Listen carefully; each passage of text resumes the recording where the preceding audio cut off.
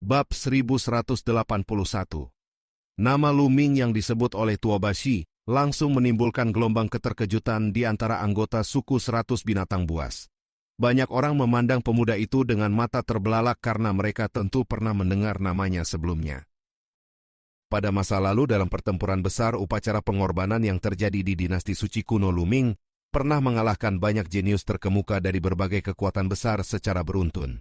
Namanya sejak saat itu telah mengguncang seluruh benua hutan belantara ilahi, dan dikenal sebagai salah satu jenius paling luar biasa pada generasinya. Dalam banyak cerita ia hanya dianggap sedikit berada di bawah Long Chen. Tidak seorang pun menyangka bahwa sosok legendaris itu akan muncul di sini memimpin pasukan besar untuk menyerang suku 100 binatang buas. Pada saat itu bukan hanya Kuluo dan Moye yang penasaran, tetapi bahkan orang-orang dari suku 100 binatang buas juga merasa bingung. Mereka tidak memahami alasan mengapa Lu Ming menghentikan langkah Kuluo yang hendak memulai perang. Tatapan Lu Ming menyapu seluruh wilayah suku tersebut dengan tenang sebelum akhirnya berhenti pada sosok kaisar barbar yang melayang di udara. Pemuda itu kemudian menyampaikan sebuah usulan yang membuat banyak orang tertegun. Ia mengungkapkan bahwa suku 100 binatang buas memiliki sejarah yang sangat panjang, dan kehancurannya tentu akan menjadi kerugian besar bagi dunia kultivasi. Oleh karena itu ia mengusulkan sebuah pertaruhan untuk menentukan nasib kedua pihak. Usulan itu membuat seluruh medan perang dipenuhi bisikan keheranan. Banyak orang tidak mengerti bagaimana pertaruhan itu akan dilakukan. Lu Ming kemudian menjelaskan isi pertaruhan tersebut. Jika ia menang maka suku 100 binatang buas harus menyerah tanpa syarat kepada pasukannya. Namun jika ia kalah maka ia akan memerintahkan seluruh pasukannya untuk mundur dan tidak akan pernah lagi menginjakan kaki di wilayah suku tersebut. Pertaruhan itu jelas merupakan taruhan yang sangat besar karena menyangkut masa depan seluruh suku. Kaisar barbar yang mendengar usulan itu menunjukkan ekspresi serius dan meminta penjelasan lebih lanjut tentang bagaimana pertaruhan tersebut akan dilaksanakan. Lu Ming kemudian mengarahkan pandangannya kepada Tuobashi yang berdiri di antara para ahli kuat suku 100 binatang buas. Ia menyatakan bahwa pertaruhan itu akan ditentukan melalui pertarungan antara dirinya dan Tuobashi. Mendengar hal itu Tuobashi segera mengungkapkan bahwa dirinya bukan tandingan Lu Ming jika mereka bertarung secara normal, karena ia mengetahui kekuatan tempur Lu Ming sangat luar biasa. Kaisar barbar juga mengamati dengan teliti dan menyadari bahwa kultivasi Lu Ming telah mencapai alam dewa spiritual tingkat kelima, sehingga Tuobashi yang berada pada tingkat lebih rendah tentu akan berada dalam posisi yang tidak menguntungkan. Namun Lu Ming segera menjelaskan bahwa pertarungan itu tidak akan dilakukan dengan perbedaan tingkat kultivasi. Ia akan menekan kekuatannya hingga berada pada tingkat yang sama dengan Tuobashi, yaitu puncak tingkat ketiga alam dewa spiritual. Dengan kata lain mereka akan bertarung pada tingkat yang sama. Bukan hanya itu saja, ia bahkan menetapkan bahwa pertarungan tersebut hanya akan berlangsung satu gerakan saja. Jika dalam satu gerakan ia gagal mengalahkan Tuobashi, maka ia akan dianggap kalah dalam pertaruhan tersebut. Pernyataan itu membuat seluruh medan perang menjadi sunyi karena semua orang benar-benar terkejut. Mengalahkan Tuobashi dalam satu gerakan pada tingkat kultivasi yang sama, hampir terdengar seperti sesuatu yang mustahil. Tuobashi sendiri merasa sangat marah ketika mendengar pernyataan tersebut. Baginya kata-kata itu merupakan penghinaan besar terhadap kehormatannya sebagai seorang jenius suku.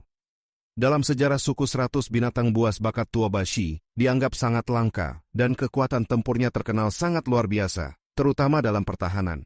Bahkan serangan konsep ruang milik Yang Potian dahulu tidak mampu menembus pertahanannya. Belum lama ini ia bahkan telah mencapai terobosan dalam salah satu teknik rahasia yang semakin memperkuat kemampuan bertahannya. Karena itu kepercayaan dirinya meningkat pesat dan ia yakin tidak ada seorang pun pada tingkat yang sama yang mampu mengalahkannya hanya dalam satu gerakan. Dengan kemarahan yang membara ia langsung menerima tantangan tersebut dan menyatakan kesediaannya untuk bertarung. Setelah mempertimbangkan sejenak kaisar barbar, akhirnya menyetujui pertaruhan itu. Ia merasa bahwa kemungkinan Lu Ming mampu mengalahkan Tuobashi dalam satu gerakan pada tingkat yang sama hampir tidak mungkin terjadi. Agar pertaruhan tersebut tidak dilanggar oleh salah satu pihak keduanya, kemudian membuat sumpah darah yang mengikat hasil pertempuran. Jika Lu Ming kalah, maka pasukannya akan segera mundur. Namun jika ia menang, maka suku 100 binatang buas harus menyerah sepenuhnya. Di balik keputusan itu, Kaisar Barbar sebenarnya telah melakukan pertimbangan mendalam. Dunia saat ini sedang dilanda kekacauan besar dan perang antara kekuatan besar sudah tidak dapat dihindari. Cepat atau lambat, suku 100 binatang buas juga akan terlibat dalam konflik tersebut. Jika Luming benar-benar mampu mengalahkan Tuobashi hanya dengan satu gerakan pada tingkat yang sama, maka bakatnya jelas berada pada tingkat yang menakutkan. Masa depannya mungkin akan mencapai puncak dunia kultivasi. Bergabung dengan sosok seperti itu mungkin bukan keputusan yang buruk. Di sisi lain, Luming juga memiliki pertimbangannya sendiri. Tingkat kultivasinya saat ini masih belum cukup tinggi untuk menaklukkan semua kekuatan besar hanya dengan kekuatan semata. Oleh karena itu, ia harus menunjukkan keunggulan terbesarnya, yaitu bakat luar biasa dan potensi masa depannya yang tak terbatas. Dengan memperlihatkan kemampuan yang melampaui batas, para tokoh besar akan merasa terintimidasi sekaligus tertarik untuk mengikuti dirinya. Keputusan untuk membuat pertaruhan ini adalah langkah yang telah ia pikirkan dengan matang. Ketika semua persiapan telah selesai, Tuobashi melangkah maju menuju medan kosong di antara kedua pasukan. Di tangannya muncul sebuah gada besar yang memancarkan aura ganas seperti binatang purba yang mengamuk. Aura pertempuran yang kuat langsung menyelimuti seluruh medan perang. Pertarungan yang akan menentukan nasib sebuah suku besar segera dimulai. Bab 1182. Aura di tubuh Luming mulai meningkat perlahan lalu berhenti ketika mencapai tingkat ketiga alam dewa spiritual. Ia dengan sengaja menekan kultivasinya hingga berada pada tingkat yang sama dengan Tuobashi, sehingga pertarungan benar-benar berlangsung dalam kondisi seimbang. Pada saat yang sama dari dalam tubuhnya terdengar gema raungan naga yang dalam dan menggetarkan. Energi naga meledak berlapis-lapis di dalam tubuhnya. Cahaya ungu menyebar di kulitnya sementara otot-ototnya menegang seperti baja yang dipenuhi kekuatan ledakan dahsyat. Melihat perubahan itu, ekspresi Tuobashi menjadi sangat serius. Ia tidak berani meremehkan lawannya sedikit pun sehingga langsung meningkatkan kultivasinya hingga batas tertinggi. Di atas kepalanya muncul garis keturunan yang luar biasa. Garis keturunan itu berbentuk batu raksasa seperti gunung yang jernih dan keras bagaikan berlian raksasa. Setelah itu Tuobashi langsung melakukan fusi garis keturunan sehingga tubuhnya menyatu dengan batu besar tersebut. Kini ia seolah berubah menjadi batu raksasa yang sangat keras dan tidak tergoyahkan. Dalam keadaan ini kepercayaan dirinya sangat tinggi. Selama ini ia dikenal memiliki pertahanan terkuat di antara generasi mudanya. Bahkan serangan konsep ruang milik yang Potian dahulu tidak mampu menembus pertahanannya. Apalagi sekarang setelah ia berhasil meningkatkan salah satu teknik rahasianya yang semakin memperkuat daya tahannya. Di mata banyak orang dari suku 100 binatang buas, kemenangan Tuobashi hampir pasti. Banyak anggota suku memandang dengan penuh keyakinan karena mereka tidak percaya bahwa seseorang dapat menghancurkan pertahanan Tuobashi hanya dengan satu gerakan. Pada saat itu garis keturunan ketiga muncul di atas kepala Luming. Dalam sekejap aura pembunuhan yang tak terbatas menyelimuti tubuhnya. Energi dari garis keturunan ketiga mengalir deras ke dalam tubuhnya dan membuat tubuhnya diliputi cahaya merah darah yang menakutkan. Seiring dengan meningkatnya kultivasinya, kekuatan yang dapat ia pinjam dari garis keturunan ketiga juga meningkat jauh lebih besar dibandingkan sebelumnya. Tubuh Luming melangkah maju. Langkah itu terlihat sederhana namun mengandung kekuatan dahsyat. Pada saat berikutnya ia melayangkan satu pukulan lurus ke arah Tuobashi. Di atas kepalan tangannya tampak bayangan samar prasasti penjaga penjara yang memancarkan aura penindas langit dan bumi. Di tulang belakangnya pecahan prasasti penjaga penjara bergetar ringan sehingga kekuatan teknik surgawi penjaga penjara mencapai puncaknya. Ketika pukulan itu dilepaskan, para ahli kuat dari suku 100 binatang buas langsung berubah ekspresi. Mereka merasakan kekuatan menakutkan yang terkandung di dalam pukulan itu. Bahkan sebelum pukulan tersebut benar-benar tiba, tekanan yang terpancar telah membuat jantung banyak orang bergetar. Tuobashi juga merasakan bahaya besar. Cahaya pertahanan segera muncul di sekitar tubuh batu raksasa yang ia bentuk dari garis keturunannya. Lapisan cahaya itu memperkuat pertahanannya hingga tingkat tertinggi. Namun pada saat berikutnya pukulan Luming telah tiba. Tinju itu menghantam langsung garis keturunan batu milik Tuobashi. Suara ledakan yang memekakan telinga mengguncang udara. Lapisan cahaya pertahanan yang kuat langsung bergetar hebat lalu pecah seketika. Tinju Luming tampak kecil jika dibandingkan dengan batu raksasa itu, namun pada titik yang terkena pukulan muncul suara retakan tajam. Retakan tersebut dengan cepat menyebar seperti jaring laba-laba di seluruh permukaan batu raksasa. Dalam waktu singkat batu itu tidak mampu menahan tekanan lagi lalu meledak berkeping-keping. Tubuh asli Tuobashi terlempar keluar dari pecahan batu tersebut. Wajahnya pucat dan darah segar keluar dari mulutnya. Tubuhnya terpental jauh ke belakang seperti peluru meriam sebelum akhirnya jatuh keras ke tanah. Suara benturan berat bergema di seluruh medan. Setelah waktu yang cukup lama, Tuobashi akhirnya bangkit kembali dengan susah payah. Seluruh tempat menjadi sunyi. Semua orang memandang pemandangan itu dengan ekspresi tidak percaya. Kuluo Moye dan para ahli kuat lainnya juga tertegun. Mereka tidak menyangka bahwa Tuobashi yang memiliki bakat luar biasa dapat dikalahkan oleh Lu Ming hanya dengan satu gerakan pada tingkat yang sama. Di pihak suku 100 binatang buas keterkejutan bahkan lebih besar. Tuobashi selama ini dianggap sebagai jenius langka yang mungkin hanya muncul sekali dalam ratusan ribu tahun dalam sejarah suku mereka. Ia dipandang sebagai harapan masa depan suku tersebut. Namun sekarang jenius itu telah dikalahkan hanya dengan satu pukulan. Banyak orang merasa seolah mereka sedang bermimpi. Tuobashi sendiri berdiri dengan ekspresi yang sangat rumit. Sebagai seorang jenius yang selalu bangga dengan kekuatannya, kekalahan seperti ini sangat sulit ia terima. Namun ia juga tidak dapat menyangkal kenyataan. Jika dibandingkan dengan pertempuran di kota suci dahulu, kekuatan Lu Ming sekarang telah meningkat jauh lebih mengerikan. Bahkan ia tidak dapat menahan diri untuk memikirkan apakah Long Chen yang dikenal sebagai ahli nomor 1 di dunia masih mampu menandingi Lu Ming. Kaisar Barbar yang menyaksikan semuanya juga sangat terkejut. Ia menyadari bahwa bakat pemuda di depannya benar-benar luar biasa. Tatapan Lu Ming kemudian tertuju pada Kaisar Barbar. Ia mengingatkan bahwa ia telah memenangkan pertaruhan tersebut. Kaisar Barbar mengangguk dengan tegas. Suku 100 binatang buas selalu menepati janji mereka. Karena itu mereka akan menyerah sesuai dengan perjanjian yang telah dibuat. Namun Kaisar Barbar juga menyatakan satu syarat. Suku 100 binatang buas hanya akan menyerah kepada Lu Ming secara pribadi dan bukan kepada orang lain. Maksudnya sangat jelas. Mereka tidak berniat tunduk kepada Xie Luan tetapi kepada Lu Ming sendiri. Mendengar hal itu ekspresi Kuluo dan Moye sedikit berubah namun Lu Ming justru tersenyum. Inilah hasil yang memang ia inginkan. Jika suku 100 binatang buas menyerah kepadanya, maka kekuatan suku tersebut akan menjadi bagian dari kekuasaannya sendiri. Dengan cara ini kekuatan yang ia miliki akan meningkat pesat dan ia akan mampu berdiri sejajar dengan Xie Luan. Setelah itu, Lu Ming memberi hormat kepada Tuobashi sebagai tanda penghargaan. Tuobashi juga menghela napas panjang dan mengakui bahwa bakat Lu Ming berada jauh di atas dirinya. Tidak lama kemudian, suku 100 binatang buas mengadakan upacara resmi untuk menyatakan penyerahan diri kepada Lu Ming. Beberapa waktu kemudian, kabar juga datang dari pihak Xie Luan bahwa semua pertempuran di wilayah lain telah selesai. Beberapa kekuatan besar telah dimusnahkan sementara yang lain menyerah. Salah satu penguasa yang menolak menyerah bahkan telah dibunuh langsung oleh Xie Luan. Lu Ming diam-diam merasa terkejut karena kekuatan tempur Xie Luan ternyata sangat menakutkan bahkan ketika ia belum sepenuhnya memulihkan kekuatannya. Dengan berakhirnya semua pertempuran, 5 kekuatan penguasa utama di dataran utara telah hancur atau menyerah. Banyak kekuatan kecil lainnya juga memilih tunduk. Dengan demikian seluruh wilayah dataran utara pada dasarnya telah berhasil disatukan. Beberapa hari kemudian berita tentang penyatuan dataran utara menyebar ke seluruh benua hutan belantara ilahi dan mengguncang dunia kultivasi.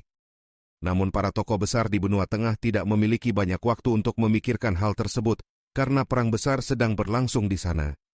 Keluarga Kekaisaran Xie dan Legiun Ilahi Penekan Langit sedang terlibat dalam pertempuran sengit di lautan geosentris benua tengah.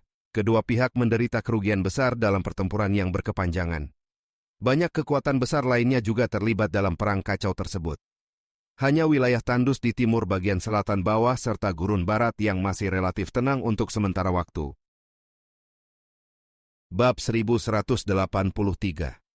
Di sebuah ruangan rahasia di lembah Dewa Iblis, Lu Ming duduk bersila dengan tenang.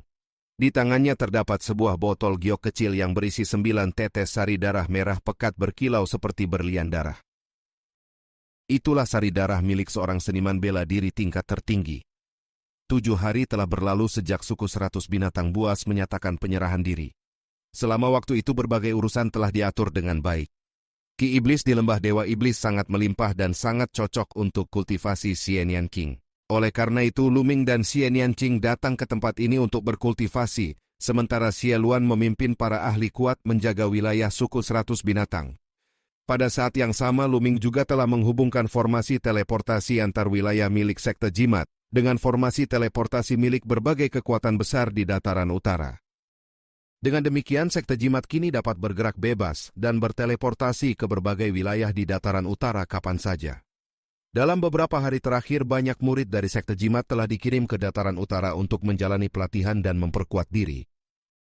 Setelah semua urusan itu selesai, Luming akhirnya memutuskan untuk memasuki kultivasi tertutup.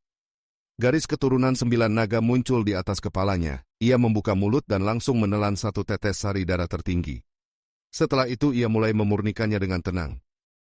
Dibandingkan dengan sebelumnya, memurnikan satu tetes sari darah tertinggi kali ini terasa jauh lebih mudah. Pada masa lalu ketika ia mencoba menelan sari darah tingkat tinggi, kekuatan yang terkandung hampir membuat garis keturunan 9 naganya meledak. Beberapa jam kemudian satu tetes sari darah berhasil dimurnikan sepenuhnya. Luming segera menelan tetes berikutnya. Setetes demi setetes ia terus memurnikan sari darah tersebut. Dalam waktu kurang dari 2 hari 9 tetes sari darah tertinggi telah dimurnikan sepenuhnya. Namun setelah semuanya selesai, garis keturunan 9 naga tetap tidak mengalami peningkatan. Luming terdiam sejenak. Selama ini ia telah memurnikan sari darah dari 2 ahli tingkat tertinggi, serta sejumlah ahli tingkat tinggi alam dewa spiritual, termasuk tingkat ke-9 dan tingkat ke-8. Namun garis keturunan 9 naganya masih tetap berada pada tingkat dewa tingkat 8. Tingkat kesulitan untuk menaikkan garis keturunan ke tingkat dewa tingkat 9 ternyata benar-benar sangat mencengangkan. 8 cincin cakra emas di sekitar garis keturunan 9 naga bersinar terang. Luming dapat merasakan bahwa garis keturunannya sebenarnya sudah sangat dekat dengan tingkat dewa tingkat 9. Namun tetap saja belum berhasil menembus batas itu. Ia tidak menyerah. Luming mengambil botol giok lainnya yang juga berisi 9 tetes sari darah tertinggi.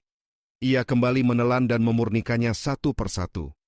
Sementara itu di menara batu tertinggi milik suku 100 binatang buas Xieluan duduk santai di puncaknya. Di bawahnya duduk 2 penguasa yaitu Kuluo dan Moye. Keduanya menyampaikan kekhawatiran mereka mengenai pengaruh Luming yang semakin besar. Mereka menyebutkan bahwa Kaisar Barbar telah secara terbuka menyatakan hanya akan tunduk kepada Luming. Selain itu, Luming juga memiliki hubungan erat dengan sekte Gunung Terapung dan sekte Jimat sehingga kekuatan yang berada di bawah pengaruhnya terus berkembang. Mereka merasa bahwa situasi tersebut dapat memengaruhi otoritas Xieluan di masa depan. Xieluan hanya tersenyum tenang sambil mengangkat cangkir anggurnya dan meminumnya perlahan. Ia mengatakan bahwa pandangan mereka masih terlalu sempit. Menurutnya bakat Luming sangat luar biasa dan jarang terlihat dalam sejarah panjang benua hutan belantara ilahi. Jika pemuda itu tidak mati, maka masa depannya akan benar-benar tidak terbatas. Ia menjelaskan bahwa garis keturunan pertama Luming adalah garis keturunan 9 naga yang merupakan salah satu dari 10 binatang tempur legendaris dengan potensi tanpa batas. Namun yang lebih mengejutkan adalah garis keturunan keduanya, yaitu prasasti penjaga penjara yang memiliki latar belakang sangat misterius dan luar biasa. Bahkan garis keturunan ketiga Luming sama sekali tidak dapat ia pahami. Ia hanya merasakan bahwa kekuatan yang tersembunyi di dalamnya sangat dalam dan menakutkan. Karena itulah Xieluan memilih membentuk aliansi dengan Luming. Ia percaya bahwa jika suatu hari Luming pergi ke benua Yuan, kemungkinan besar ia akan bergabung dengan sekte besar di sana. Jika itu terjadi, maka mungkin saja ia akan merekomendasikan para sekutunya untuk bergabung dengan kekuatan tersebut. Bagi para kaisar, kesempatan seperti itu merupakan godaan yang sangat besar. Setelah mendengar penjelasan tersebut, Kuluo dan Moye akhirnya memahami pemikiran Xieluan yang jauh lebih luas. Xieluan kemudian menegaskan bahwa semakin tinggi bakat Luming, semakin baik bagi mereka. Jika suatu hari Luming benar-benar menembus alam kaisar, maka ia tidak keberatan mendukungnya sepenuh hati. Ia juga memerintahkan agar mereka semua mengikuti perintah Luming di masa depan. Sementara itu, di lembah Dewa Iblis, Luming masih terus berkultivasi tanpa mengetahui percakapan tersebut. Selama beberapa hari, ia telah memurnikan sari darah dari 2 seniman bela diri tingkat tertinggi lagi. Namun garis keturunan 9 naganya tetap tidak meningkat. Secara keseluruhan, ia telah memurnikan sari darah dari 4 ahli tingkat tertinggi. Luming hanya bisa menghela napas. Ia akhirnya menyadari bahwa untuk meningkatkan garis keturunan 9 naga ke tingkat dewa tingkat 9 kemungkinan membutuhkan jumlah sari darah tertinggi yang jauh lebih besar. Karena semua sari darah yang ia miliki telah habis, ia tidak memiliki pilihan selain menghentikan upaya tersebut. Ia kemudian memutuskan untuk memoles konsep-konsepnya dan menstabilkan inti esensialnya. Setelah pertempuran besar sebelumnya, berbagai konsep yang ia kuasai telah meningkat pesat sehingga ia perlu waktu untuk menstabilkan fondasinya. Waktu berlalu dengan cepat. 2 bulan berlalu dalam sekejap. Setelah 2 bulan kultivasi, fondasi Lu Ming akhirnya menjadi benar-benar stabil dan kokoh. Selama 2 bulan itu dunia luar tidak mengalami banyak perubahan. Benua Tengah masih berada dalam perang besar yang sengit tanpa tanda-tanda akan segera berakhir. Suatu hari di puncak sebuah gunung di lembah Dewa Iblis terdapat sebuah meja batu sederhana. Lu Ming duduk berhadapan dengan Kaisar Barbar. Ia sedang meminta bimbingan mengenai konsep bumi. Kaisar Barbar juga menguasai konsep bumi dan bahkan telah mengembangkan konsep itu hingga mencapai ranah bumi yang jauh lebih tinggi. Ia menjelaskan semua pemahaman kepada Lu Ming dengan sangat rinci. Penjelasan itu memberikan banyak inspirasi kepada Lu Ming sehingga ia merasa bahwa tidak lama lagi konsep buminya mungkin akan mencapai terobosan baru. Setelah percakapan panjang, Lu Ming mengangkat cangkir anggurnya sebagai tanda terima kasih kepada Kaisar Barbar. Kaisar Barbar tertawa dan memuji bakat serta pemahaman Lu Ming yang sangat luar biasa. Walaupun usia mereka sangat berbeda, keduanya dapat berbincang dengan sangat akrab tentang seni bela diri. Namun pada saat itu perubahan besar tiba-tiba terjadi. Langit di atas mereka mendadak terbelah. Sebuah tangan raksasa keluar dari celah langit dan langsung meraih ke arah Lu Ming. Aura menakutkan yang terpancar dari tangan tersebut membuat wajah Lu Ming dan Kaisar Barbar berubah drastis. Bab 1184. Langit di atas lembah Dewa Iblis tiba-tiba terbelah oleh aura Kaisar yang menekan seluruh wilayah seperti gunung runtuh dari langit. Kaisar Barbar meraung panjang dan tubuhnya melesat ke udara. Energi liar meledak dari seluruh tubuhnya lalu tinju raksasa menghantam tangan emas yang turun dari langit. Ledakan besar mengguncang ruang. Gelombang kekuatan menyapu lembah seperti badai penghancur. Tubuh Kaisar Barbar bergetar hebat lalu terpental jatuh dari langit bagaikan meteor yang kehilangan kendali. Perbedaan kekuatan tampak jelas hanya dari satu benturan. Tangan emas raksasa itu tetap meluncur turun tanpa berhenti. Tekanan kekuatan yang menindih ruang membuat seluruh langit terasa membeku. Ruang di sekitar Lu Ming terkunci rapat seperti sangkar tak terlihat. Gravitasi yang tak terbayangkan menekan tubuhnya hingga sulit bergerak. Lu Ming segera mengenali aura itu. Aura seorang kaisar bela diri dari wilayah timur yang tandus. Sosok yang pernah menjadi ancaman besar baginya. Di Yi akhirnya bergerak. Energi naga meledak dari tubuh Lu Ming. 8 aliran kekuatan naga melonjak keluar seperti sungai energi yang mengamuk. Garis keturunan ketiga juga muncul memancarkan kekuatan misterius yang dalam. Seluruh kekuatan ditarik hingga batas maksimum untuk memecahkan belenggu ruang. Namun ruang di sekitarnya tetap kokoh seperti besi surgawi. Usaha Lu Ming tidak mampu menggoyahkan penjara ruang yang diciptakan oleh seorang kaisar. Pada saat kritis, cahaya iblis meledak dari bagian lain lembah. Energi hitam pekat menembus langit seperti tombak raksasa. Sebuah pedang iblis besar menebas ke arah tangan emas yang turun dari langit. Benturan dahsyat mengguncang langit dan bumi. Setelah menerima serangan Kaisar Barbar serta tebasan pedang iblis, akhirnya tangan emas itu hancur menjadi serpihan cahaya. Tekanan ruang di sekitar Lu Ming pun menghilang seketika. Tubuhnya kembali bebas bergerak. Cahaya iblis bergetar di udara dan sosok Kuluo muncul di samping Lu Ming. Kaisar Barbar juga kembali berdiri dengan batang besi raksasa melayang di atas kepalanya, memancarkan aura senjata kaisar yang menakutkan. Ketiganya menatap langit dengan ekspresi serius. Tetakan ruang terbuka dan cahaya emas memancar dari dalamnya. Sosok tinggi berdiri di langit dengan aura seperti penguasa dunia. Cahaya emas menyelimuti tubuhnya seperti matahari yang menyala. Kaisar bela diri di Yi telah muncul. Tekanan kekaisaran yang mengerikan menyebar ke seluruh lembah Dewa Iblis, membuat banyak ahli kuat merasakan jantung mereka bergetar. Namun para ahli lembah mulai berdatangan dari segala arah. Getaran pertempuran tadi telah menggemparkan seluruh wilayah. Lu Ming segera menghentikan mereka. Pertempuran tingkat kaisar bukan sesuatu yang bisa dihadapi oleh para ahli biasa. Hanya 2 orang yang tetap datang ke sisi Lu Ming. Xian Yan King dengan wajah khawatir menggenggam tangannya sementara Yan Kuangtu datang dengan aura bertarung yang membara. Menara roh kaisar melayang di atas kepalanya memancarkan cahaya yang berat. Di Yi mengangkat tangannya dan pedang tempur emas terbentuk di udara. Cahaya pedang sebesar gunung turun dari langit membawa tekanan yang menghancurkan segalanya. Kaisar Barbar menyerbu maju sambil mengayunkan tongkat besi raksasa yang membesar hingga puluhan ribu meter panjangnya. Pada saat yang sama Kuluo mengangkat pedang iblisnya dan Yan Kuangtu mengendalikan menara roh kaisar untuk menabrak cahaya pedang emas. 3 kekuatan besar bertabrakan di langit. Ledakan demi ledakan mengguncang ruang, namun kekuatan Di Yi terlalu menakutkan. Kaisar Barbar terpental pertama kali diikuti Kuluo, yang tebasannya dihancurkan. Menara roh kaisar milik Yan Kuangtu juga dipukul mundur dengan kekuatan yang mengerikan. Ketiganya terlempar ratusan mil sambil memuntahkan darah. Kekuatan Di Yi mengejutkan semua orang. Hanya satu serangan sudah cukup untuk melukai 2 kaisar dan seorang ahli puncak. Namun Di Yi tetap melangkah maju tanpa ragu.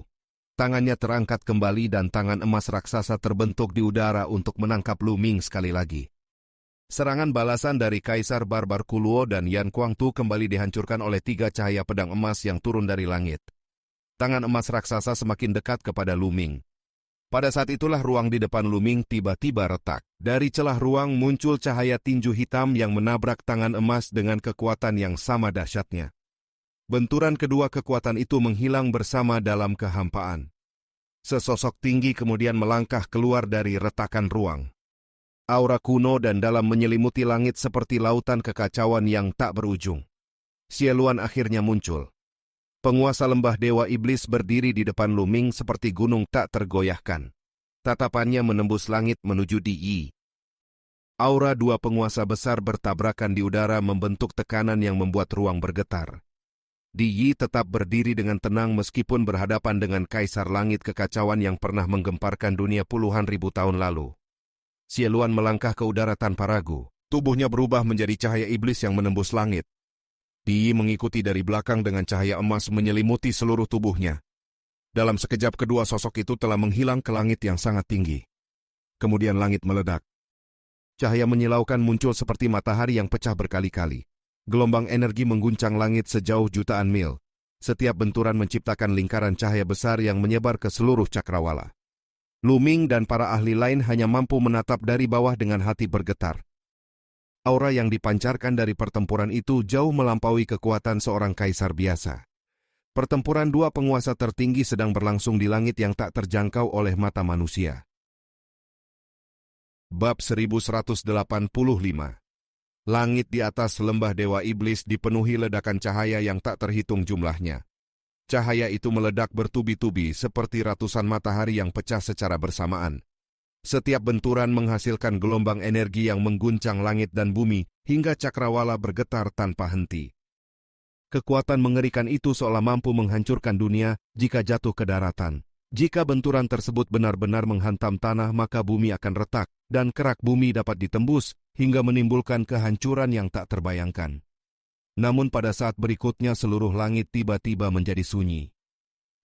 Ledakan berhenti secara mendadak. Semua fluktuasi energi yang sebelumnya mengguncang langit menghilang tanpa sisa, seolah tidak pernah terjadi. Ketegangan menyelimuti seluruh lembah Dewa Iblis. Jantung setiap orang berdetak keras. Tidak ada yang mengetahui hasil pertempuran di ketinggian langit itu. Dalam keheningan yang menekan tiba-tiba sebuah bayangan muncul di udara. Cahaya iblis bergetar perlahan dan sosok Xieluan terlihat kembali turun dari langit. Napasnya terlihat sedikit tidak stabil. Pada sudut bibirnya tampak darah yang perlahan mengalir. Penguasa lembah Dewa Iblis ternyata terluka. Pemandangan itu membuat Kaisar Barbar Kuluo dan para ahli lainnya terkejut dalam hati. Mereka tidak menyangka bahwa dalam pertempuran melawan Di Yi, bahkan Xieluan pun mengalami luka. Namun Di Yi tidak lagi terlihat di langit. Xieluan berdiri di udara dengan tatapan serius yang dalam. Aura kekacauan di tubuhnya masih bergetar perlahan seolah baru saja keluar dari pertempuran besar. Di Yi telah mundur dari pertempuran itu. Namun kekuatan yang diperlihatkan oleh Di Yi meninggalkan kesan mendalam bagi semua orang yang menyaksikannya. Lu Ming merasakan tekanan yang belum pernah ia rasakan sebelumnya. Kekuatan Di Yi jelas melampaui para kaisar yang pernah ia temui. Xieluan kemudian menjelaskan bahwa alam kaisar bela diri sebenarnya memiliki 9 tingkatan yang berbeda. Setiap tingkatan memiliki jurang kekuatan yang sangat besar. Namun kondisi benua hutan belantara ilahi terlalu buruk bagi para kaisar untuk berkembang. Energi langit dan bumi tidak cukup kuat untuk mendukung kultivasi tingkat tinggi. Karena itu sebagian besar kaisar di benua tersebut hanya berada pada tingkat pertama alam kaisar bela diri. Kaisar barbar Kuluo serta sebagian besar penguasa besar di benua tengah semuanya berada pada tingkat pertama. Penjelasan itu membuat Luming menyadari betapa luasnya dunia kultivasi yang sebenarnya. Xieluan sendiri pernah mencapai tingkat ketiga alam kaisar bela diri di masa lalu. Namun setelah tertindas selama puluhan ribu tahun kekuatan asalnya rusak dan saat ini ia hanya berhasil pulih hingga puncak tingkat kedua. Sementara Di juga berada pada puncak tingkat kedua dan hanya selangkah lagi untuk menembus tingkat ketiga. Begitu seseorang mencapai tingkat kedua, kekuatan tempurnya akan meningkat secara drastis hingga mampu menekan bahkan membunuh kaisar tingkat pertama dengan mudah. Jika Di benar-benar menembus tingkat ketiga, maka ia akan menjadi sosok yang tak tertandingi di seluruh benua hutan belantara ilahi. Pemikiran itu membuat banyak orang merasa tertekan. Namun bagi Luming, tekanan itu justru menyalakan semangatnya. Di dalam hatinya muncul tekad yang kuat untuk meningkatkan kekuatan secepat mungkin. Tubuh utama dan tubuh keduanya harus menembus alam kaisar bela diri. Jika kedua tubuh itu berhasil mencapai alam tersebut, maka kekuatan gabungan mereka akan melampaui batas imajinasi, dan bahkan Di tidak akan mampu menandingi mereka. Setelah itu, Xieluan memerintahkan semua orang yang berada di bawah alam kaisar untuk meninggalkan tempat itu. Para ahli yang berkumpul perlahan bubar meninggalkan wilayah tersebut. Suasana kembali menjadi tenang.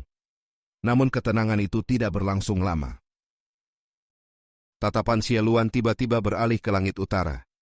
Aura tajam muncul di matanya seolah ia merasakan sesuatu yang mendekat dari kejauhan. Tak lama kemudian sebuah kapal perang raksasa muncul dari kehampaan di langit utara. Kapal itu melaju dengan kecepatan luar biasa menembus ruang seperti pedang raksasa yang membelah langit. Suara gemuruh yang ditimbulkannya mengguncang udara seperti raungan naga purba. Semua orang memandang ke arah kapal perang tersebut dengan keterkejutan. Namun kapal perang itu tidak menuju lembah Dewa Iblis. Kapal itu hanya melintas di langit jauh di atas mereka. Dari kejauhan terlihat ukiran pola kuno pada tubuh kapal perang yang bersinar dengan cahaya berkabut misterius. Di bagian haluan berdiri seorang pria paruh baya berjubah hitam dengan tangan berada di belakang punggungnya. Ia berdiri dengan tenang namun memancarkan aura dominasi yang menekan langit dan bumi. Ketika pandangan pria itu secara tidak sengaja bertemu dengan Luming, sejenak jantung Luming bergetar keras. Perasaan kecil dan tak berarti muncul di dalam dirinya seolah ia berdiri di hadapan langit berbintang yang tak berujung. Aura pria itu jauh melampaui semua orang yang pernah ia temui. Bahkan Kaisar Barbar pun menunjukkan keterkejutan mendalam. Keringat dingin muncul di dahinya, dan matanya dipenuhi rasa tidak percaya. Xieluan merasakan aura pria itu dengan jelas. Pria tersebut berada pada tingkat ketiga alam kaisar bela diri. Keberadaan seperti itu seharusnya tidak mungkin muncul di benua hutan belantara ilahi. Namun Xieluan segera menyadari asal-usul kapal perang tersebut. Pola-pola kuno yang terukir di kapal perang itu pernah ia lihat puluhan ribu tahun yang lalu di wilayah luar lautan. Kapal perang itu berasal dari benua reruntuhan ilahi. Kedatangan kekuatan dari daratan luar itu menimbulkan pertanyaan besar di hati semua orang. Untuk apa para ahli dari benua reruntuhan ilahi datang ke benua hutan belantara ilahi yang terpencil ini? Sebuah perubahan besar tampaknya sedang mendekat ke dunia mereka. Bab 1186.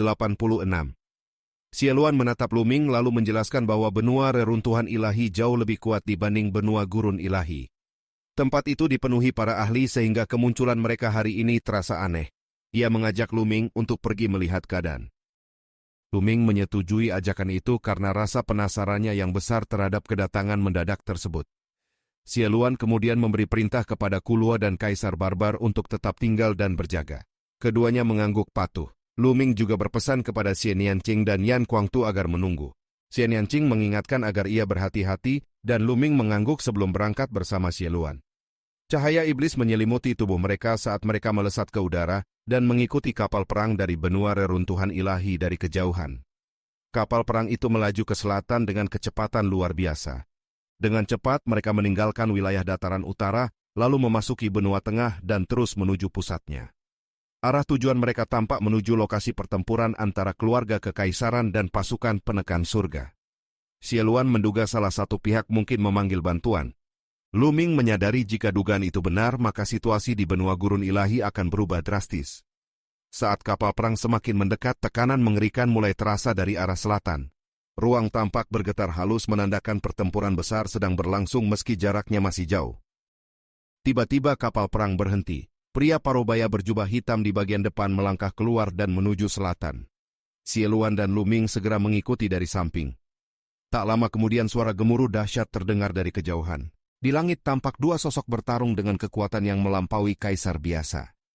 Kekuatan mereka berada di tingkat yang sangat tinggi hampir setara dengan pertarungan antara Xieran dan Di. Di bawah medan tempur terbentang danau inti bumi.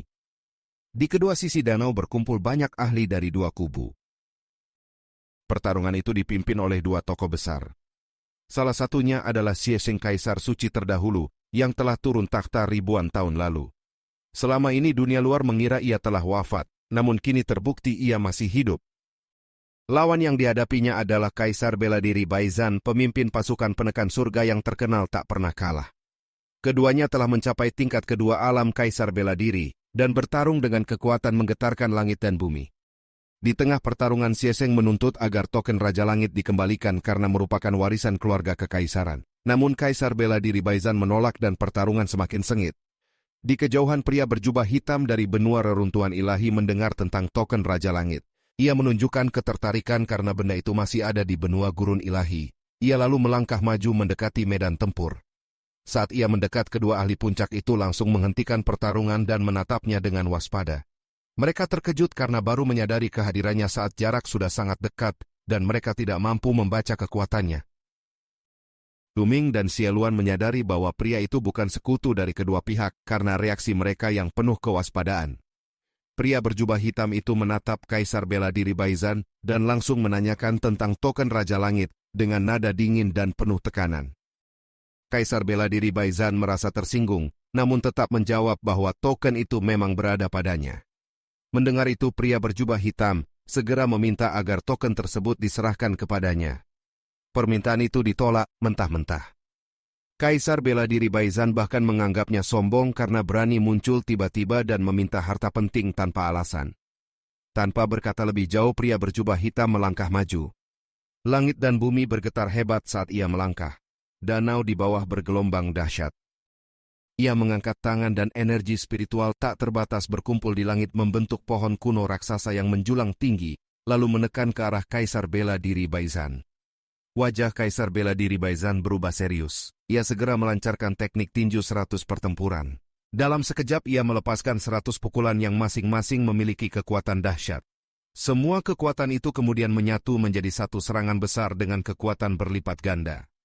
Serangan itu menghantam pohon kuno dan menghasilkan ledakan mengerikan. Namun pria berjubah hitam kembali menekan dengan kekuatan yang lebih besar. Cabang-cabang pohon kuno menyebar dan cahaya hijau melesat ke langit. Dalam sekejap kekuatan tinju Kaisar Bela Diri Baizan hancur. Pohon kuno raksasa itu terus menekan ke bawah dengan kekuatan tak terbendung. Bab 1187. Ekspresi Kaisar Bela Diri Baizan berubah drastis saat ia mengerahkan seluruh kekuatannya untuk melawan. Ia terus melancarkan serangan namun semuanya sia-sia. Pohon kuno raksasa menekan tanpa ampun hingga akhirnya menghantam tubuhnya dengan keras. Ia menjerit lalu tubuhnya jatuh menghantam danau inti bumi. Ledakan dahsyat mengguncang saat tubuhnya menghantam permukaan danau. Gelombang besar menyebar ke segala arah dengan dirinya sebagai pusat. Dalam sekejap air danau terpental hingga jarak sangat jauh, lalu berubah menjadi uap dan menghilang. Dalam radius 100.000 mil tidak tersisa setetes air pun. Yang terlihat hanya tubuh Kaisar Bela Diri Baizan tergeletak di dasar danau sambil memuntahkan darah. Semua orang dari keluarga kekaisaran keluarga Xie dan pasukan penekan surga terkejut hingga sulit percaya. Seorang kaisar bela diri yang tak pernah kalah dan berada di puncak kekuatan justru dikalahkan hanya dengan satu serangan. Hal itu terasa mustahil. Kaisar Bela Diri Baizan dikenal sebagai sosok tak terkalahkan yang selalu menang dalam setiap pertempuran, namun kini ia justru tumbang dengan mudah. Xie Sheng juga terguncang. Kekuatan lawannya tidak lebih lemah darinya, namun ia justru kalah telak. Hal ini membuatnya mulai merasakan kekhawatiran. Dari kejauhan Lu Ming menyipitkan mata, ia menyadari bahwa pria berjubah hitam itu berada pada tingkat ketiga alam Kaisar Bela Diri. Pria berjubah hitam menatap Kaisar bela diri Baizan dengan dingin lalu kembali menuntut penyerahan token Raja Langit. Niat membunuh tersirat jelas dalam suaranya. Kaisar bela diri Baizan dipenuhi keengganan namun tidak memiliki pilihan lain. Menghadapi kekuatan yang begitu mutlak, ia akhirnya menyerah. Ia mengeluarkan token tersebut lalu melemparkannya. Pria berjubah hitam menangkap token itu lalu memeriksanya. Wajahnya menunjukkan kepuasan karena benda itu memang token Raja Langit. Bagi dirinya token itu sangat berharga. Walaupun benua reruntuhan ilahi jauh lebih kuat dibanding benua gurun ilahi, namun jika dibandingkan dengan benua Yuan keduanya hanya seperti debu. Masuk ke sekte besar di benua Yuan adalah hal yang sangat sulit sehingga token tersebut memiliki nilai luar biasa. Xie Xiang menatap pria berjubah hitam itu dengan perasaan tidak rela, lalu menanyakan asal-usulnya. Ia menduga pria itu bukan berasal dari benua gurun ilahi. Dugaan itu benar.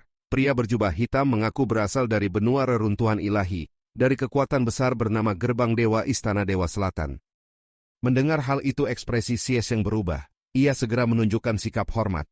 Para kaisar lain juga menunjukkan reaksi serupa penuh keterkejutan dan rasa hormat. Bahkan Kaisar bela diri Baizan yang sebelumnya enggan kini hanya bisa menerima kenyataan dengan pasrah. Sementara itu para ahli di bawah tingkat kaisar hanya bisa kebingungan karena tidak memahami arti dari kekuatan tersebut. Xie Luan menjelaskan kepada Lu Ming tentang luasnya dunia luar. Benua Yuan sangat luas dengan lautan tak berujung. Di dalam lautan terdapat banyak benua yang membentuk kelompok wilayah. Wilayah tempat benua gurun ilahi berada disebut gugusan benua reruntuhan ilahi, yang terdiri dari puluhan benua besar. Di antara semuanya benua reruntuhan ilahi adalah yang terkuat. Ukuran benua itu setidaknya 10 kali lebih besar dari benua gurun ilahi. Di sana terdapat banyak ahli dan jumlah kaisar jauh lebih banyak. Seluruh benua bahkan dikuasai oleh satu kekuatan tunggal yaitu Gerbang Dewa. Bagi kekuatan di benua gurun ilahi mereka tidak lebih dari seperti bayi di hadapan Gerbang Dewa. Lu Ming akhirnya memahami betapa kuatnya kekuatan yang datang tersebut. Kaisar bela diri Baizan kemudian naik ke udara dan dengan hormat menanyakan tujuan kedatangan mereka. Ia sudah kehilangan token Raja Langit dan tidak memiliki pilihan selain bersikap tunduk. Pria berjubah hitam menyatakan bahwa ia datang untuk membawa keberuntungan besar bagi benua gurun ilahi. Semua orang merasa bingung dengan pernyataan itu. Pada saat itu kapal perang mendekat dan beberapa sosok muncul di bagian depan. Ada yang muda dan tua dan semuanya memiliki aura kuat. Pria berjubah hitam kemudian menjelaskan bahwa beberapa bulan sebelumnya Gerbang Dewa menerima kabar dari benua Yuan. Sekte Dewa Surgawi akan memilih para jenius muda dari gugusan benua reruntuhan ilahi untuk dijadikan murid. Gerbang Dewa akan bertindak sebagai perwakilan untuk mengumpulkan para jenius dari berbagai benua, lalu membawa mereka ke benua reruntuhan ilahi. Di sana utusan dari Sekte Dewa Surgawi akan turun langsung untuk memilih murid. Penjelasan ini menimbulkan kegemparan besar. Para ahli bahkan para kaisar pun tidak mampu menahan keterkejutan mereka. Kesempatan ini adalah keberuntungan besar yang jarang terjadi. Masuk ke sekte besar di benua Yuan sangat sulit. Bahkan satu token Raja Langit saja dapat memicu perang besar. Namun kini tanpa token siapapun yang berbakat memiliki kesempatan untuk dipilih. Jika berhasil menjadi murid sekte besar di benua Yuan, maka masa depan akan melesat tinggi. Lingkungan kultivasi di sana jauh melampaui benua gurun ilahi.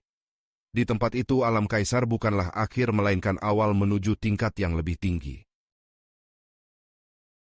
Bab 1188.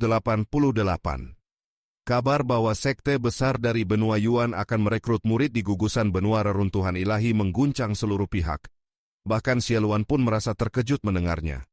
Banyak penguasa menghela napas karena kesempatan ini hanya terbuka bagi generasi muda. Mereka yang lebih tua tidak memiliki harapan. Sebaliknya para jenius muda menunjukkan semangat yang membara.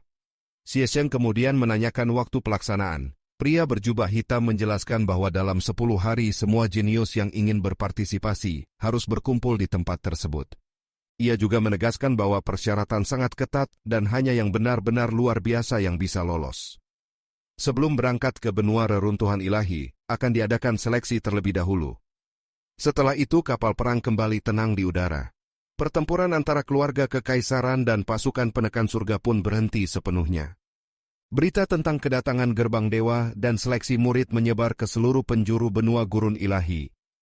Lu Ming dan Xie Luan kembali ke lembah Dewa Iblis dan berkumpul bersama Ku Luo serta yang lain. Setelah mendengar kabar tersebut, semua orang terkejut. Xie Luan menyatakan bahwa ini adalah kesempatan besar bagi Lu Ming. Ia yakin bakat Lu Ming sangat luar biasa bahkan di seluruh benua sehingga peluangnya untuk terpilih sangat besar. Ia juga menyebut bahwa Xie Nianqing memiliki peluang yang sama. Lu Ming merenung dalam diam. Kesempatan ini sangat menggoda, karena tujuannya kini bukan sekadar menjadi kaisar bela diri, melainkan mencapai tingkat yang lebih tinggi. Di benua gurun ilahi jalan itu sangat terbatas, sehingga ia memang harus pergi ke dunia yang lebih luas. Namun masih ada satu hal yang mengganjal hatinya, yaitu Di Yi. Selama musuh itu belum disingkirkan, ia tidak bisa pergi dengan tenang. Xie Luan memahami kekhawatiran tersebut dan menjelaskan bahwa jika Lu Ming berhasil menjadi murid sekte Dewa Surgawi, maka membunuh Di Yi bukanlah hal sulit. Dengan kekuatan sekte besar di benua Yuan, masalah itu bisa diselesaikan dengan mudah. Hal ini membuat Lu Ming tersadar. Selama ia bisa masuk ke sekte tersebut, maka ancaman Di Yi bukan lagi masalah besar. Akhirnya Lu Ming memutuskan untuk ikut serta dalam seleksi. Xie Nianqing juga memilih untuk mengikuti langkahnya. Beberapa hari kemudian mereka bersiap berangkat. Seluruh benua gurun ilahi berada dalam kegemparan. Semua kekuatan besar menghentikan konflik mereka. Para jenius dari berbagai wilayah mulai bergerak menuju danau inti bumi. Dari timur, selatan, barat hingga utara semua berkumpul. Dalam waktu singkat 10 hari hampir berlalu. Xie Luan membawa Lu Ming, Xie Nianqing, Tuobashi dan para jenius dataran utara menuju danau inti bumi. Kapal perang dari benua reruntuhan ilahi masih melayang di atas danau. Di sekelilingnya telah dipenuhi para ahli dari berbagai kekuatan besar. Selain peserta, banyak juga yang datang hanya untuk menyaksikan sehingga suasana menjadi sangat ramai. Semua orang menunggu dengan tenang hingga akhirnya kapal perang memancarkan cahaya dan beberapa sosok muncul. Pria berjubah hitam memimpin di depan diikuti 2 pemuda. Salah satu pemuda tampak lembut dengan senyum tenang sementara yang lain terlihat dingin dan angkuh. Tatapannya menyapu kerumunan dengan rasa meremehkan. Pria berjubah hitam memanggil para generasi muda untuk maju. Ribuan sosok segera bergerak ke depan. Namun ia langsung menyingkirkan mereka yang belum mencapai alam dewa spiritual. Sebagian besar peserta terpaksa mundur dengan kecewa. Akhirnya hanya tersisa puluhan orang yang benar-benar merupakan jenius puncak dari seluruh benua. Lu Ming mengamati dan melihat banyak tokoh terkenal berkumpul di sini. Long Chen, Xian Yanjun, Yang Po, Tian Shidu, serta para jenius lainnya dari berbagai wilayah. Dari gurun barat bahkan terdapat banyak ahli kuat yang menunjukkan betapa hebatnya wilayah tersebut. Dari wilayah timur hanya Kaisar Dewa yang berhasil mencapai tingkat ini. Beberapa orang seperti Shidu Wu Chengkong dan Di Shen menatap Lu Ming dengan niat buruk. Lu Ming membalas dengan tatapan dingin dan niat membunuh yang tersembunyi. Ia tahu bahwa jika ada kesempatan ia tidak akan ragu menyingkirkan musuhnya. Di sisi lain, 2 pemuda dari gerbang dewa juga mengamati para peserta. Pemuda yang tersenyum tetap tenang sementara pemuda yang dingin menunjukkan kilatan ketertarikan terutama saat melihat para wanita jenius. Setelah itu pria berjubah hitam menyatakan bahwa meskipun mereka telah mencapai alam dewa spiritual, seleksi tetap diperlukan. Hanya jenius tingkat tertinggi yang layak melanjutkan. Ia kemudian mengeluarkan sebuah cakram formasi. Cakram itu terbang ke udara dan membesar dengan cepat. Cahaya terpancar darinya lalu menyelimuti seluruh peserta yang tersisa. Ujian pun resmi dimulai. Bab 1189. Setelah diselimuti pilar cahaya, Lu Ming menyadari cincin-cincin emas muncul dari tubuh orang lain. Itu adalah cakra. Xie Nianqing memiliki 9 cakra emas, sedangkan Lu Ming memiliki 8. Tatapan pria parubaya berjubah hitam menyapu kerumunan. Ia menyatakan bahwa mereka yang memiliki garis keturunan tingkat dewa peringkat 8 harus turun, dan hanya mereka yang memiliki garis keturunan tingkat dewa peringkat 9 yang memenuhi syarat untuk mengikuti seleksi sekte Dewa Surgawi. Kata-kata itu langsung menimbulkan keterkejutan. Syarat tersebut terlalu tinggi. Jumlah jenius tingkat dewa peringkat 9 di seluruh benua sangatlah sedikit. Pemuda dingin dan angkuh itu mencibir, menganggap semua orang seperti katak dalam sumur. Ia memandang rendah para jenius dari benua ini, menjelaskan bahwa di benua Yuan, inti dunia purba, sekte Dewa Surgawi adalah kekuatan besar, dan syarat minimum untuk menjadi murid adalah garis keturunan tingkat dewa peringkat 9. Ucapan itu membuat banyak jenius tingkat 8 memasang wajah tidak enak, tetapi tak seorang pun berani membantah. Pria berjubah hitam kembali memerintahkan agar semua ahli tingkat dewa peringkat 8 segera pergi. Para jenius seperti Kaisar Dewa, Wu Chengkong dan Jing Kongling pun mundur. Lu Ming tersenyum pahit. Ia merasa tidak memiliki peluang. Xie Nianqing justru memilih tetap bersamanya. Ia menyatakan bahwa jika Lu Ming tidak pergi, maka dirinya juga tidak akan pergi. Keduanya pun berbalik hendak meninggalkan tempat itu bersama. Namun sebuah suara dingin menghentikan langkah mereka. Pemuda angkuh itu menatap Xie Nianqing dengan tatapan penuh keinginan. Ia mempertanyakan alasan Xie Nianqing pergi padahal memenuhi syarat. Ia meremehkan Lu Ming sebagai sosok tidak layak dan menganggapnya tidak pantas mendampingi Xie Nianqing. Xie Nianqing menunjukkan ekspresi dingin. Ia menegaskan bahwa dirinya akan tetap bersama Lu Ming dan tidak menerima penghinaan terhadapnya. Saat mereka hendak pergi, pemuda itu bergerak cepat dan menghadang di depan mereka. Ia memaksa Xie Nianqing untuk tetap tinggal, bahkan menghina Lu Ming sebagai katak yang menginginkan daging angsa. Wajah Lu Ming langsung menjadi dingin. Sejak awal, ia sudah merasakan niat buruk pemuda itu terhadap Xie Nianqing. Kini, penghinaan terus dilontarkan tanpa henti. Lu Ming membalas dengan nada dingin dan penuh penghinaan, menyuruh pemuda itu pergi seperti anjing liar. Keributan ini menarik perhatian semua orang. Banyak yang terkejut melihat keberanian Lu Ming yang berani memarahi seorang jenius dari benua reruntuhan ilahi. Sebagian orang menganggap Lu Ming sedang mencari kematian, sementara yang lain mencibir dan menunggu kehancurannya. Pemuda angkuh itu murka, aura pembunuh meledak dari tubuhnya. Kekuatan kultivasinya meningkat drastis hingga mencapai puncak tingkat keempat alam dewa spiritual. Kekuatan ini mengejutkan banyak orang. Di antara generasi muda benua ini, hanya sedikit yang mampu mencapai tingkat tersebut. Tanpa ragu, pemuda itu menyerang Lu Ming dengan telapak tangan yang diselimuti cahaya hijau, menghancurkan ruang di sekitarnya. Lu Ming membalas dengan satu telapak tangan.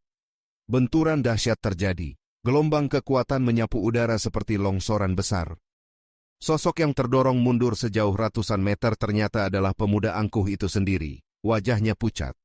Semua orang terdiam. Mereka menatap Lu Ming dengan keterkejutan yang mendalam. Kekuatan Lu Ming jelas telah meningkat pesat. Ia mampu memukul mundur lawan kuat hanya dengan satu serangan. Pemuda itu meraung marah. Rasa terhina memenuhi dirinya karena dipukul mundur oleh seseorang yang ia anggap rendah. Ia kemudian melepaskan garis keturunannya. Sebuah pohon hijau raksasa muncul, menjulang seperti gunung, dengan 9 cakra emas bersinar di atasnya. Tekanan mengerikan menyelimuti area tersebut. Aura yang dipancarkan sangat kuat, cukup untuk membunuh ahli tingkat 6 dan melukai berat tingkat 7. Para jenius lainnya menunjukkan ekspresi serius. Kekuatan pemuda ini telah melampaui mereka. Pertanyaan muncul di benak banyak orang, apakah pemuda ini termasuk jenius puncak di benua reruntuhan ilahi? Dengan kekuatan penuh yang dilepaskan, cahaya hijau menekan ke arah Lu Ming, membawa tekanan yang sangat menakutkan. Semua mata tertuju pada Lu Ming, menunggu bagaimana ia akan menghadapi serangan dahsyat tersebut. Bab 1190. Tatapan Lu Ming menjadi dingin. 8 aliran kekuatan naga di dalam tubuhnya meledak dan ia langsung melayangkan pukulan ke arah King Mu. Benturan dahsyat terjadi. Tinju Lu Ming menghantam kayu hijau itu dengan keras. Di bawah tatapan terkejut semua orang, kayu hijau raksasa itu langsung meledak, berubah menjadi energi hijau yang menyebar dan lenyap di udara. Sosok pemuda dingin dan angkuh itu muncul kembali. Wajahnya tak lagi menyisakan kesombongan, hanya keterkejutan dan ketidakpercayaan. Serangan terkuat yang telah ia lepaskan dengan perpaduan garis keturunan ternyata dihancurkan hanya dalam satu gerakan. Ia sulit menerima kenyataan bahwa seseorang dari benua ini mampu melakukan hal tersebut, terlebih lagi dengan garis keturunan yang hanya berada di tingkat ke-8. Bukan hanya dirinya, semua yang hadir turut terguncang. Kekuatan tempur Lu Ming terasa semakin mengerikan. Ia mampu mengalahkan seorang jenius tingkat raksasa di puncak tingkat keempat alam dewa spiritual hanya dalam satu serangan. Banyak yang mulai membandingkannya dengan Long Chen. Di tengah kerumunan, Long Chen menunjukkan sedikit keseriusan sebelum kembali tenang. Sementara itu, Mingzi menggertakkan giginya. Ia merasakan jarak kekuatan antara dirinya dan Lu Ming semakin jauh. Di sisi lain, pemuda yang sebelumnya santai kini menunjukkan ekspresi serius. Bahkan pria parubaya berjubah hitam pun tampak terkejut. Lu Ming memandang lawannya dengan acuh tak acuh. Ia meremehkan kekuatan yang baru saja diperlihatkan dan menganggap kesombongan pemuda itu tidak beralasan. Kemurkaan memenuhi wajah pemuda tersebut. Ia meraung dan ingin membalas, tetapi sebelum sempat bertindak, Lu Ming sudah bergerak. Dalam sekejap, Lu Ming muncul di hadapannya dan menamparnya. Pemuda itu tidak sempat bereaksi dengan baik, tubuhnya langsung terlempar. Lu Ming kemudian melesat ke udara dan menggunakan langkah hentakan langit 9 naga. Ia melancarkan 7 hentakan berturut-turut, semuanya tepat mengenai wajah lawannya. Tubuh pemuda itu jatuh seperti meteor ke danau inti bumi. Air meledak tinggi ke udara dan sosoknya tenggelam sejenak dari pandangan. Semua orang menarik napas dingin. Keberanian Lu Ming terasa melampaui batas. Tak lama kemudian permukaan danau beriak dan pemuda itu muncul kembali. Keadaannya sangat mengenaskan. Rambutnya berantakan, tubuhnya penuh luka dan wajahnya dipenuhi jejak telapak kaki. Darah mengalir dari mulut, mata dan hidungnya. Ia meraung histeris memerintahkan orang-orang untuk membunuh Lu Ming. Namun suara dingin pria berjubah hitam langsung menghentikannya. Suasana menjadi sunyi. Pemuda itu tidak berani membantah lagi. Ia bahkan ditegur karena mempermalukan dirinya sendiri, sebab Lu Ming jelas telah menahan diri. Dengan wajah penuh kebencian, pemuda itu mundur. Pria berjubah hitam kemudian menatap Lu Ming dan menanyakan namanya. Setelah mengetahui identitasnya, ia menyatakan bahwa dengan kultivasi dan kekuatan tempur seperti itu, Lu Ming memenuhi syarat untuk mengikuti seleksi sekte Dewa Surgawi dan dapat pergi ke benua reruntuhan ilahi. Keputusan itu sempat diprotes, tetapi langsung dibungkam. Dijelaskan bahwa garis keturunan bukan satu-satunya penentu bakat. Namun di luar dugaan, Lu Ming justru menolak. Semua orang terkejut. Kesempatan langka itu malah ditolak begitu saja. Pria berjubah hitam pun merasa heran dan menanyakan alasannya. Lu Ming memandang pemuda angkuh tadi, lalu menunjukkan ketidaksukaannya terhadap sikap orang-orang dari benua tersebut. Pria berjubah hitam tertawa ringan. Ia memahami perasaan Lu Ming dan menjelaskan keuntungan besar jika bergabung dengan sekte Dewa Surgawi, termasuk kemungkinan mendapatkan posisi penting dan hadiah besar dari gerbang dewa. Ia bahkan memerintahkan pemuda itu untuk meminta maaf. Dengan terpaksa, pemuda tersebut akhirnya menundukkan kepala dan mengakui kesalahannya sebelum pergi dengan penuh kebencian. Lu Ming tidak memperdulikannya. Setelah melihat ketulusan pria berjubah hitam, ia akhirnya menerima tawaran tersebut. Diputuskan bahwa mereka akan berangkat bersama menuju benua reruntuhan ilahi. Namun sebelum itu Lu Ming menyatakan masih memiliki satu urusan yang harus diselesaikan. Setelah mendapat izin, ia berbalik dan menatap satu orang dengan tajam. Kaisar Dewa. Tanpa ragu, Lu Ming melangkah maju, menggunakan langkah hentakan langit 9 naga, dan langsung melancarkan serangan telapak tangan menuju lawannya.